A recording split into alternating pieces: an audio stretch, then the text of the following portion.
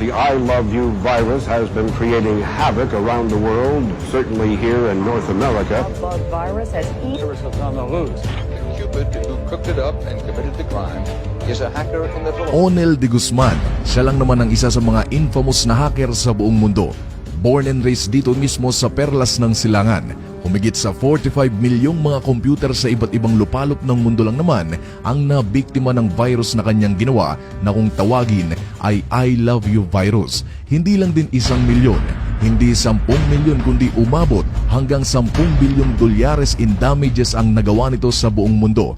And to top it all off ay gumastos pa ng 15 bilyong dolyares ang iba't ibang agency sa mundo para tanggalin ang nilikha niyang virus.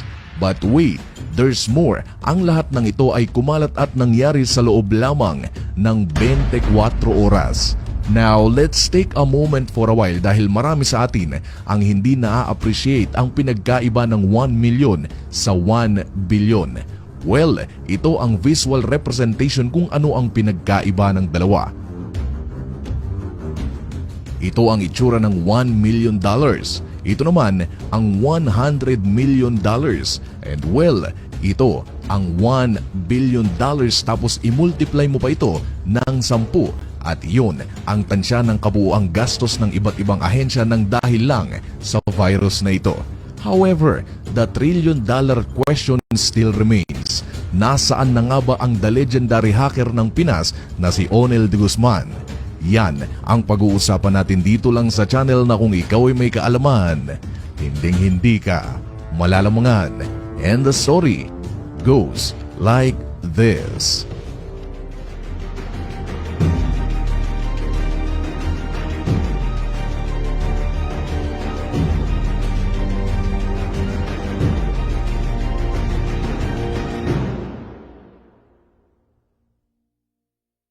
Sa mga hindi pamilyar buddy sa kanyang istorya ay gumawa na ako ng video tungkol sa kanya.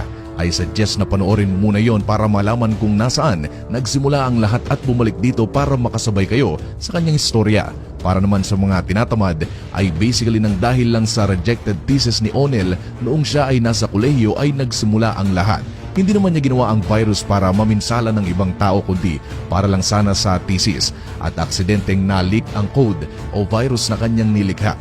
Noon, wala pang kaso ang Pilipinas tungkol sa panghack kaya nang dahil sa balitang ito ay napilitan ang ilang congressman na magpasa ng batas para kontrahin ang mga taong gagawa ng virus o kaya naman manghahack. Nakulong siya at mula noon nawala na tayo ng balita sa kanya.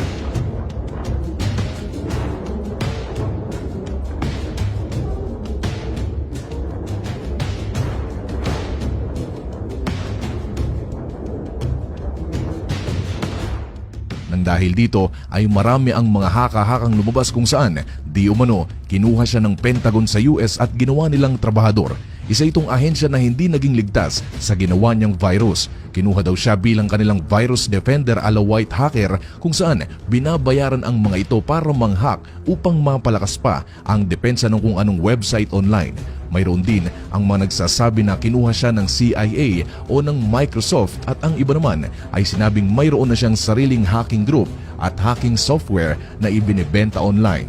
So basically buddy ay mayaman na daw siya. The speculation is massive at talaga namang everything under the sun ay may naiisip ang ibang tao sa kung saan na siya ngayon.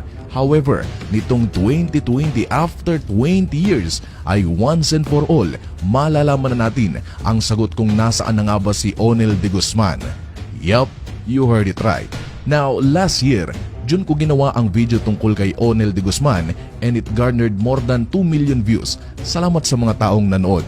And after 1 year nang gawin ko ang video specifically May 3 ay ang reporter mula sa BBC na si Geoff White ay nagkaroon ng quest para tuntunin si Onel de Guzman and well, tagumpay na natagpuan siya at ang ilang mga haka-haka tungkol sa kanya ay turned out to be 100% true. Dahil noong 2016 ay sa iba't ibang forum tungkol sa hacking ay may nagpost ng ilang detalyadong impormasyon kung saan ang kinalalagyan ni Onel at sinasabing nasa Quiapo siya at may-ari ng isang mobile phone repair shop. Yup, tagagawa ng cellphone. Pinuntahan ito ngayon ni Geoff White dahil ito lang ang lead na mayroon tayo and boom, natagpuan niya ang the legendary mailap na hacker ng Pilipinas at may proof tayo dyan. Ito ang litrato ng dalawa.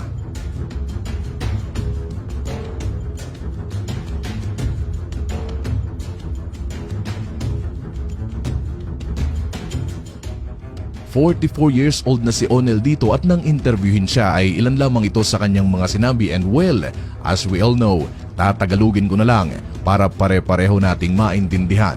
Hindi ko ina-expect na mapupunta ang virus sa US at Europe. Nagulat ako. Tinanong rin siya kung bakit I love you ang pangalan ng virus at sinabi niyang, naisip ko na maraming tao ang may gusto ng boyfriend o girlfriend. Gusto nila ang isa't isa. Gusto ng pagmamahal. So tinawag ko itong I love you virus. Ika nga rin ni Onel de Guzman ay nagsisisi siya sa paggawa ng virus. Mahiyain daw siyang tao at paminsan-minsan sa pagbabrowse niya sa internet ay nakikita niya ang kanyang larawan kung pag-uusapan ang mga hacking-hacking at virus. Mahiyain ding tao si Onel de Guzman at ayaw niya ng kasikatan.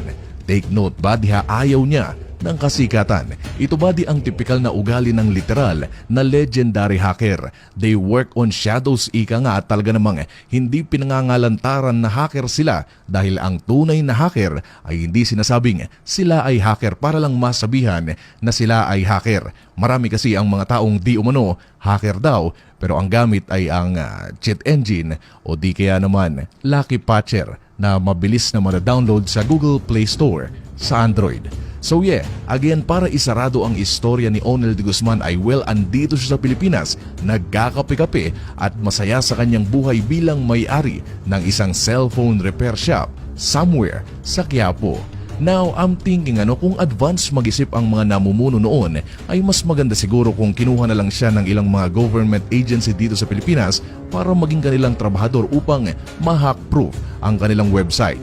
Hindi yung ikinulong pa nila gayong wala naman siyang nilabag na batas noon dito sa loob ng Pilipinas. Isa pa, hindi ko alam kung ano ang mayroon sa pangalang de Guzman, pero kung matagal na kayo dito sa channel ay may ibinahagi akong kwento kung saan de Guzman din ang apelyido ng isa sa pinakamagaling, hindi hacker kundi scammer naman sa buong mundo kung pag-uusapan ang gold.